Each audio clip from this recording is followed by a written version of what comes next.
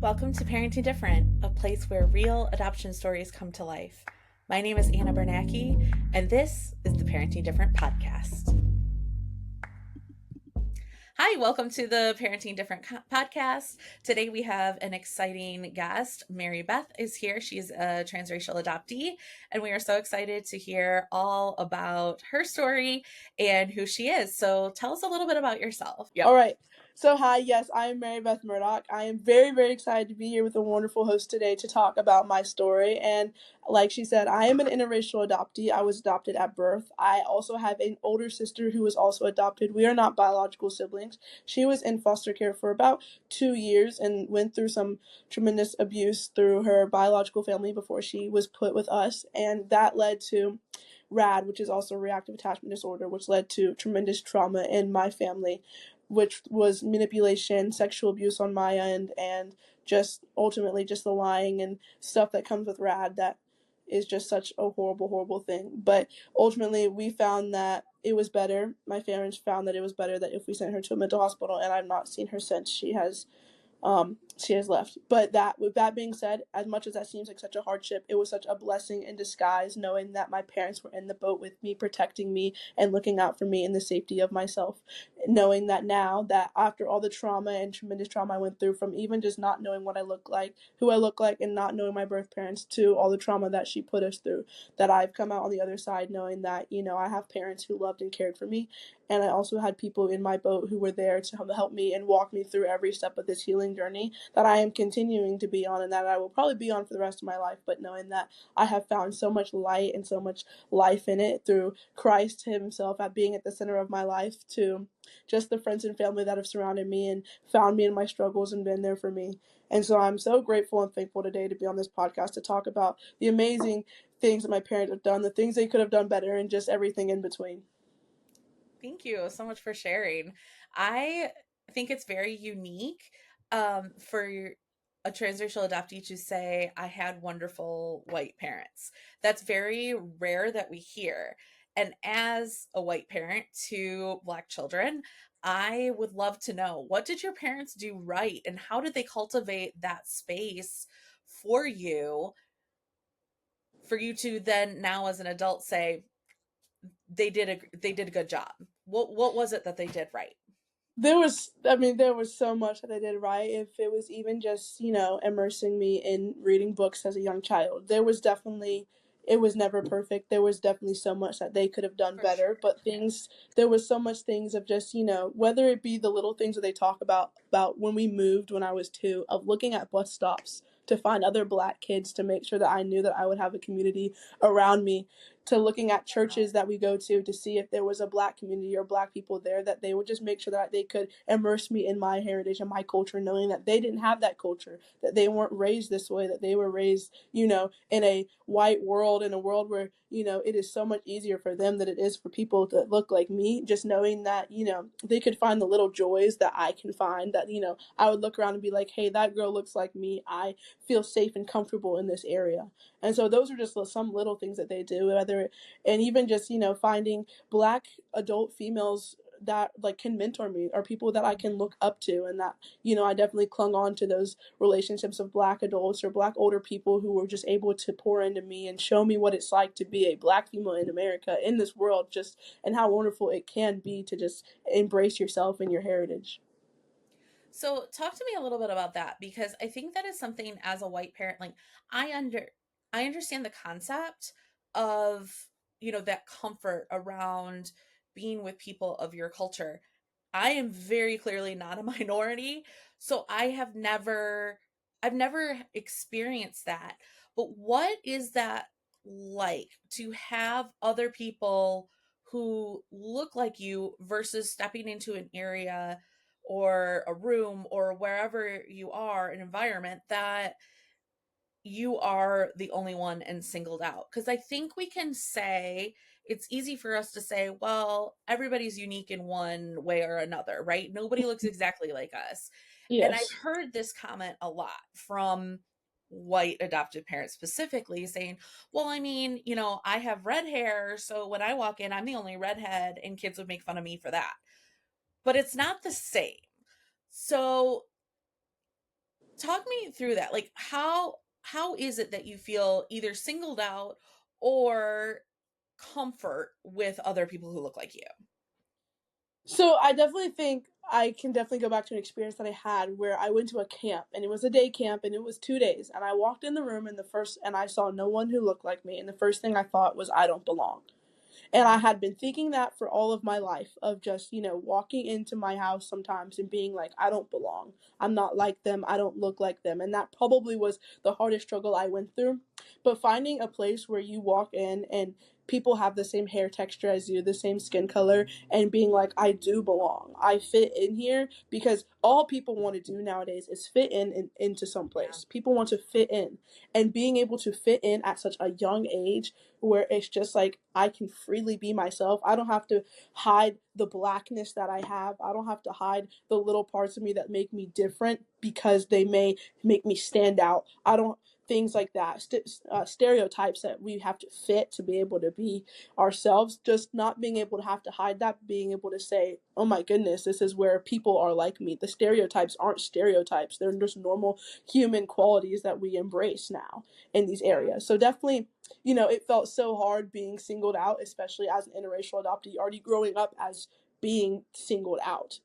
I already was the odd one out in my family. I already had the stares from people walking by. I already had the people saying, "You're not doing this right. Why would you adopt out of your race?" You already had all those things that people were saying. But going into a space where, you didn't have to hear the outside noise. You saw the people who looked like you, and you got to enjoy the time with people who looked like you and understood the struggles that you go through, even if it's not through the adoption struggles, but through the life struggles in general, was just a huge thing. And I think my parents did their very best, as we I did not find those spaces a lot. It was very hard to find those spaces of where, it was surrounded by people who look like me. But when they did find those spaces and I loved them, they kept bringing me back. They kept making sure that I was immersed in those spaces to make sure that, I knew that, like, they had the best interest in what I needed. Yeah. And I think that is really hard. And I find that really hard. And I didn't realize how segregated we are still in America. We Mm-hmm. truly are. Because I go seeking those relationships. And like you said, like when I walk into a church, I'm scanning the room. Like I don't want, like, I want to see diversity of any kind. I want to see things, and those are hard spaces to find. Mm-hmm. It's Yes. hard to find someone who will mentor my kids. I can hardly find anybody to do their hair. Like I walk in and I can't just leave my kids there. So I walk in and I can't just drop them off, but all of a sudden it makes an uncomfortable situation because now there's a white woman in their space Yes. when I bring my child in. And that's really hard because what am I supposed to do? Like how am Yes. I supposed to, I can't just leave my child, but also I fully acknowledge that I am now entering a space that I shouldn't be, and it's ruining their day because now there's a white woman in here. And it's very, very, it's frustrating as a mom to me to go, why are we still so segregated? This is a tragedy that these women need this space to be themselves. And as soon as I enter, I ruin it. That is a Yes. tragedy, not because of me. I'm not saying that because of Yes. me, but that's because of our culture has made it so they only have Mm-hmm. those spaces. And that is so, it's tragic that my kids are growing up in a world like that. Yes, I definitely, I can now see from both sides. I definitely see, as the parents, it's always about our kids, our kids, our kids. How can my kid feel safe here? But then, as interracial adoptee parents, you walk in a space and you also are like, okay, well, my kid feels so amazing here, but what about how I feel? What about what I need? Things like that. Especially, like you were saying, at the hair salon where you walk in, my parents, for me, they took me to the hair salon all the time. I can drive now, I go by myself. But Hmm. from age 1 to 15, I couldn't.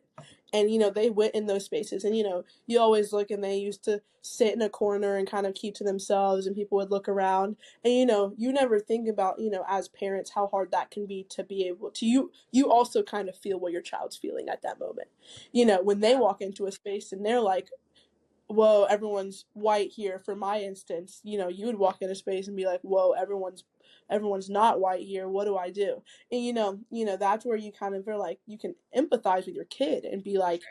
this is where I feel what you feel now. I understand what it's like, which is why I want to immerse you in places where, I know that you will feel safe and you will feel loved and you will also feel seen. Yeah. And I think beyond even just the discomfort for myself, it's that now I have made them uncomfortable. Yes. And I think Mm-hmm. that's what I feel bad about more. Like, I'm the most awkward person ever. Like, I feel awkward any room I walk into. I'm so socially awkward. But so like I'm used to that feeling. But I think I just feel so bad that now my presence has made them feel awkward in a space that they shouldn't. Yes. And that is hard to wrestle with. And then so if that feels awkward and now we have these awkward encounters, and how are some places I met with so much love, and they are like helping me, giving me tips, and like I love those spaces. Give it to me, give it all to me, I love it. Yes. But Uh-huh.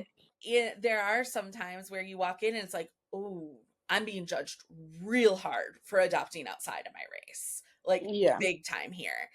And that's also hard on especially my oldest daughter. I think because I have such an age gap of kids. Hmm. So I have like my two teens and then I have my two littles. Yeah. But my teens, especially, like that's really embarrassing to them. And now they're finally to an age where they can walk in themselves. Like I give them their money, like they can go do their Yep. thing. They get really Mhm. embarrassed. And I actually had a conversation. I'd be curious what your perspective, and you touched on this a little bit, but I had a conversation with my oldest just about a month ago. And I said, do you ever feel less black because your parents are white? And she goes, absolutely. And that one was hard to hear because when you're trying to do right and you're trying to honor their heritage, it's like I can't change the color of my skin. And I think that's where it's so important to just do the best you can, because Mhm. we can't make this perfect. It's not Yeah. perfect and it never will be. And so, going along with that, what would you say were some things that you wish your parents had done differently? Maybe things that they, like, obviously they had great intentions, but what did they do that was you were like, this isn't it?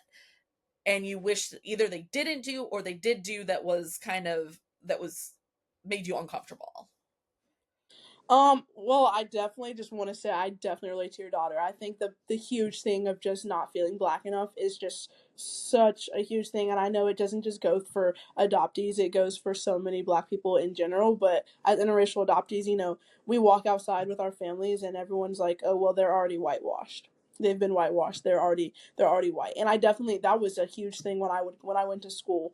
I it was the huge thing of I never fit in with the black crowd, I never fit in with the white crowd. I never fit in. I was just kind of in the middle because I was too black for the white crowd. I was too white for the black crowd, and I never just was there. And so it's definitely a feeling that, takes honestly forever to get over, and even if you ever do. And it is something that you have to find deep down self-worth to be able to be like, I am who I am.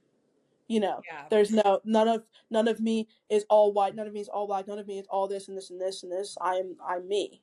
And that's just kind of who I have to be. And that definitely takes a huge thing of self-worth and just going deep down and being like, this is who I am, and I'm proud of that, and I have to embrace that.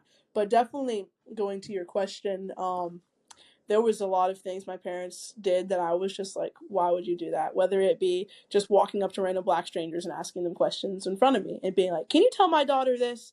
I think she needs Oh to hear it from no. you. Oh no. Those were definitely some times where I was like, the embarrassment comes in, and then she's just like, Yeah. I just need, but I mean, like, the asking for help is such a good thing to do, but sometimes doing it in those places where your kid is there, or you're just kind of trying to, get them to listen to you by having someone who looks like them to talk to you about it, can kind of Yeah. just be like, oh, so you just really want me in general to just like, be on your side. I'm not saying I'm not on your side, but you really just want me to like listen to you. So you're saying you're going to someone who looks like me that I'll listen to more than you. Right. It's Kind of a just. shifting Yeah. authority in a sense.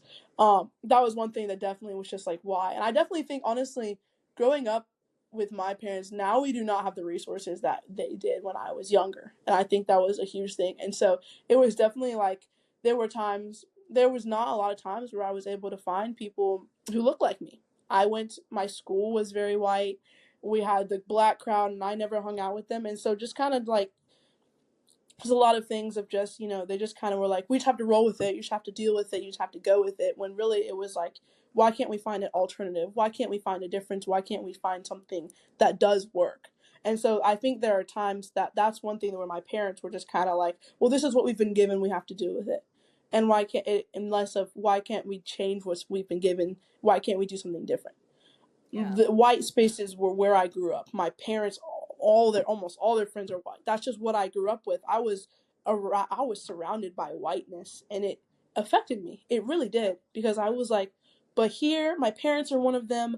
Everyone else is one of them. I'm all around them, so I never know who I am anymore. And that was where my identity crisis came big.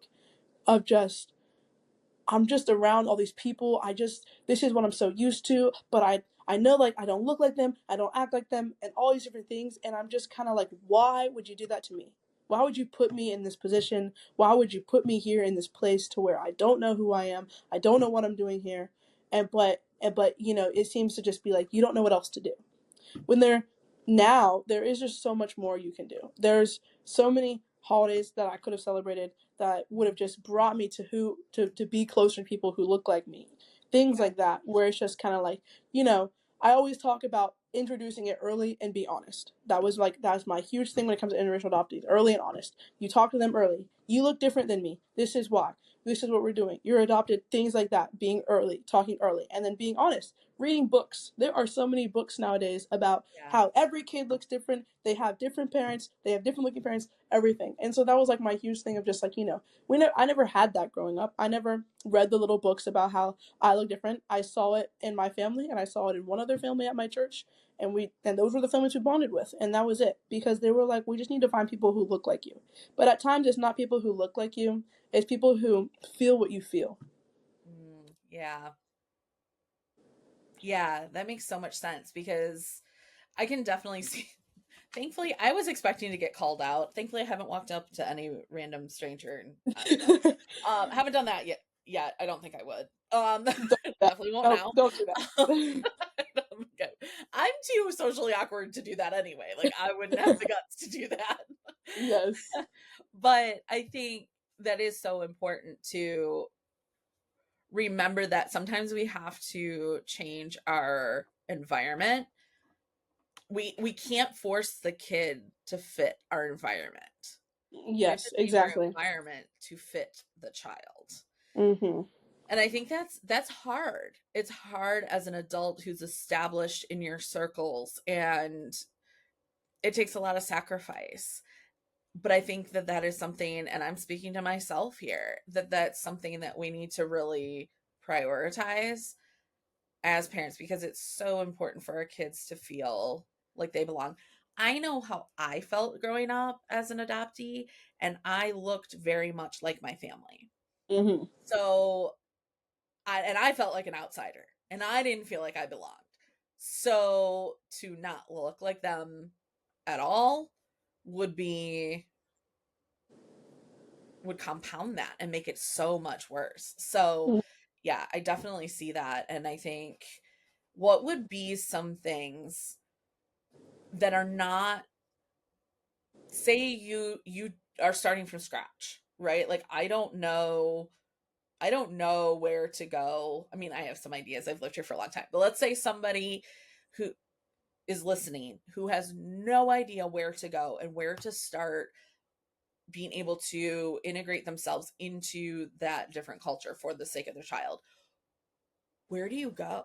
What do you do? Where do you start? I mean, yes, looking for a church is a great start. Those Yes. are hard to find, Oh my, right? yes. Oh my goodness, Like yes. that is not easy to find. So where else can we look? Um, that's a really good question.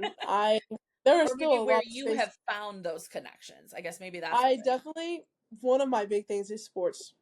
or Mm, physical activity, or just being yeah, able to physical activity, sports, art classes, things like that, where you know that in that space, not everyone is going to be the same. I yeah, know for me, sports was a big part of my life. I sadly had to medically retire due to an injury this last year, but knowing that I found my community in my sports and I found people that I have now called my best friends in that sports is just a huge thing. But also just even whether it be even it be going outside or getting in community and going to like an outdoor movie or things or like a big bounce house thing that they have for your kids and just really just like finding getting in a community getting in your community is one of the biggest ways you can do that is just finding spaces. You go to an event and you look around and you say, okay, well, I see this community has this many people, this many people, this many people, and you're like, okay, well, maybe this isn't the best for my kid. What if I go and check out the neighboring community and see what they have to offer? And so yeah, that was really one of my huge things was just like, we definitely went to a lot of events. We went to a lot of things outside. We did a lot of things where we could be immersed in other families and just see that, there might not be a family that looks exactly like my family, but there are families that have, similar struggles, but also there are families that have, similar happiness. And we can all find happiness in such a little thing of just whether it be going to the pool and you play with kids at the pool. And so I think just finding that community and then honestly reading, doing your research of just events that are happening. There are yeah, black events, black led events. There are events for almost every heritage happening in every major or minor city in wherever you live. Like honestly, you have yeah, to just do it's up to you as the parent to dig and do the research. You yeah, want to better your kid's life by finding them and finding a community where they can engage and be put together. And so and the kid cannot do that for themselves. These little kids right, cannot find these things for themselves. So as the parents, you have to dig deep. You have to find this. You have to be able to say, I'm willing to put my discomfort, I'm willing to be uncomfortable and I'm ready to put my discomfort aside so that my child can feel engaged and loved and seen in these spaces. yeah. There's definitely a common theme that I'm hearing through you, and that is you have to become uncomfortable for the benefit of your child. And I think as Yes. parents, we know that to a certain extent. Like, yes, you sacrifice for your child and your child becomes a priority and not you.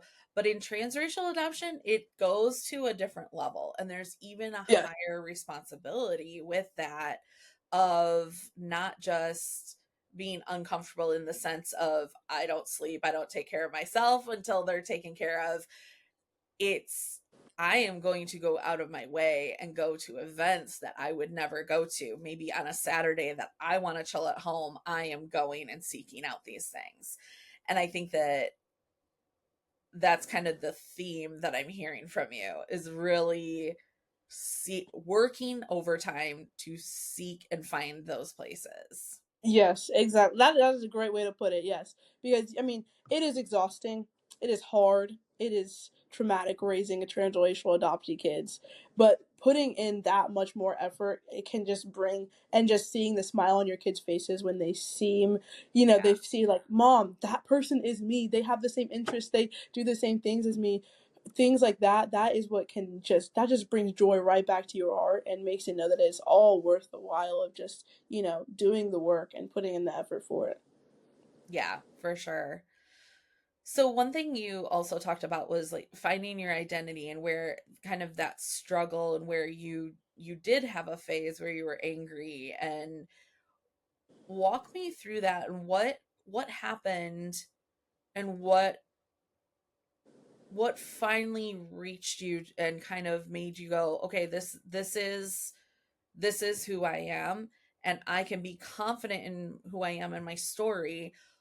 What led you to that place and kind of helped you get through that season in your life? hmm Well, okay, I will say it definitely was some of the hardest moments of my life, not knowing anything, and I Mhm. just, Yeah. I went through the depression, the anxiety of just, like, who am I? Why am I here? What am I doing? And it was just so hard of just not knowing in itself, not knowing things. We all want to know things and know the answers and things like that was just, it was incredibly hard. And honestly, my identity was just in everything. But finding that, finding my identity in Christ was probably the biggest, I think, of finding my identity and loving who I am. Me as a person was just, I was just everything that like no one wanted to be. I just wanted to do everything that no one wanted to do. I wanted to be the opposite of everybody. That's kind of what I was, because I was different from everyone. I Yeah. accepted that, and I was like, I'm not like everybody. But being black is hard, and it is difficult, and there is so much that comes with it. But there is the bright and happiness of just the beautiful of your skin to your hair to literally every little thing about being black can just it's beautiful. And that was one thing that I had to find, really just dig deep in myself and be like, you've been given great parents. You're in a great situation that a lot of people aren't in. Being adopted for me was a blessing. And I take it as a blessing. I say it's a blessing because it is a blessing that I had parents who picked me up and said, I'm going to do this. And they did. And I'm still sitting here today, and I get to talk about it with people so that parents can do the Yeah. same thing, and their kids one day can be like, I'm doing it. I love who I am, and I see who I am in a mirror, and I'm proud of that, and I'm happy with that. And so definitely took years, probably 5, 6 years for me to be like, growing up, I always knew I was different. I always looked different. I always felt different. And the identity was just definitely the hardest part to go through. It was definitely the hardest thing that I ever went through, was finding my identity of, this is who I am. This is who I'm meant to be. And I'm proud and happy of that. And so, as parents, it can be hard to watch your kid go through that and sit there, and your kid is like, I don't like how I look. I don't like how I am. I just wish I looked like you. And there were times where I have said, I wish I had black parents. I wish I, had parents who looked like me. But now I'm forever grateful that I don't, because in that I found who I truly am. And that is, Yeah. who I am right now. And that I get to sit here and share who I am right now for other parents to see that, you're not making the mistake of adopting interracially. You're not making that mistake. It just makes you put a little bit more effort in to make your child be able to be seen and feel loved, and just love who they truly are. I think society tells us, and there are a lot of, even, well, they tell us two things, right? Like, there's two messages I get as a transracial adoptive parent. And it is one, that is so great of you to have adopted those kids. Mm-hmm. Yep. Excuse me? Yep. What? Mm-hmm. What are you trying to say here? Yes. Humans? Yeah. Okay. Like, what are you trying to say here? So there's that message, right? Where that's like, oh, so great. Those kids. What do you mean Yep. by those kids? Exactly. Yes. Um, that is a different tangent for a different podcast, but Yes. um yeah, that's that one I can't handle. But the other one is from heavily, mainly the black community. And I think Mm-hmm. I take their word very heavily. Like, I Yeah. carry it with a lot of weight because I do respect them, and I respect their culture, and I respect the fact that I am not one of them, and I know I will never know what living that life is like. I've gotten more of a taste of it having black children in my home and the hardships that come with it. I have had more of a taste of it, but I will never know what it's Yep. like to live that life. And so I do respect them very, very much. And so when they tell me that I should never have adopted outside of my race, it crushes my soul because I'm like, Mm-hmm. am I ruining these kids? Did I destroy their life by adopting them? It wasn't like I went out and I was like, let me find some black kids. Like, Yeah. that's not how it happened. It Exactly. happened Yeah. completely organically. They ended up in my home through foster care. We ended up adopting. It is like, what was I supposed to say? They're black? No, I'm not going to adopt them. Like, Exactly. Yes. that, that's how it happened the way it was supposed to happen. But I do really struggle with that criticism. And I think a lot of white parents struggle with that criticism Mm-hmm. of, Yes. why did you adopt outside of your race? And I would say probably like 99.9 of us percent of us have not sought that out. Like, we didn't Yeah. go out and we're like, let me find the black babies.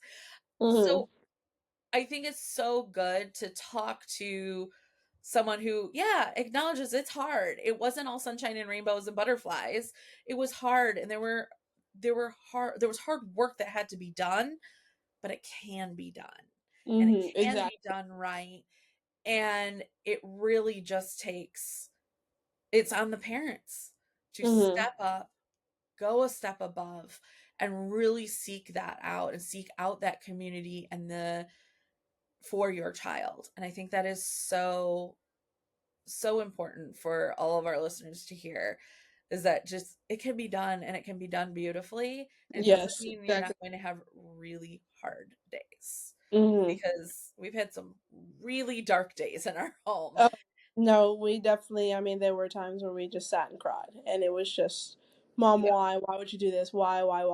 But it's always just like, now I'm like, this is the why, because it can be done. Yeah. Yeah, for sure. What would you say to another adoptee who is maybe mid-teens, right? Like they're Mhm. discovering their identity. They're going through this. They're angry that they have white parents. What Mhm. would you say to them right now? Trying to think of what I would have said to myself back then, probably. One, I would say, put trust in your parents. I think that's a huge thing. It is so hard to just, when you feel the identity slipping away, you feel yourself slipping away, you feel you don't fit in, that you need to trust your parents and you need to talk to your parents. You need to talk to them about how you feel. And it definitely, I was the kid who didn't want to talk. I never wanted to talk about anything. I always wanted to keep it to myself. But eventually, I knew I had to, because I knew that's how I would get through this. And that was my biggest thing, was when I opened up about, Mom, I just don't feel like myself. I just feel like I never fit in. I've always felt like this, I just didn't know what to say. And eventually when I did that, we found solutions. And so, to those kids out there, I mean, it is so hard and it is so sad. And I've been where you are, and I see your struggles, and I see that, and it is just. But going to your parents who do love and care for you, and are there for you, and saying, "I feel like this. I just don't fit in. I don't feel like I fit in. I don't feel like I belong here. I just don't. I don't know what to do. This is just so hard for me." They need to find the ways to help you. It is on you first to go and open up that conversation and start Right. that conversation. And then it is on the parents to continue that conversation and to ask questions and to seek out ways that they can help you. It is so hard to be a teenager in this world, and it is so hard to be an interracially adopted teenager in general, and have so much added trauma and stress and pressure and everything on top of that. Yeah. But finding your identity can be such the big eye-opening thing that you need in your life. And so start that conversation with your parents. Do that so that they can further help you be able to live a life that is just so fulfilling, of just knowing who you are. Yeah. Now to the parents. You just had a child come and say that to you. How do you react? What is the appropriate response from the parents in that moment? The appropriate response first is to just not feel like a failure. Not feel like you did something wrong, not feel like it's your fault that you did this. As much as us teenagers like to blame our parents for everything, it happens. We're always like, "Why would you do that, Mom? Why is it your fault?" I've been through that moment of just, I was like, why would you even do this? Why would you even do that? Things like that. But like, as parents, you're not the failure. You're not a failure, because these are feelings that your kid is going to have as an interracial adoptee. Not every single kid ever is going to have these feelings, but majority of them are going to feel some type Yeah. of way about this. So when your kid comes up to you and says, "Mom, Dad, I just am struggling so much with just finding out who I am and what I look like and things like this is where you go, "I hear you first. You have to understand that, you Yeah. cannot understand what they're going through, but Right. you can hear them and see them for who they are.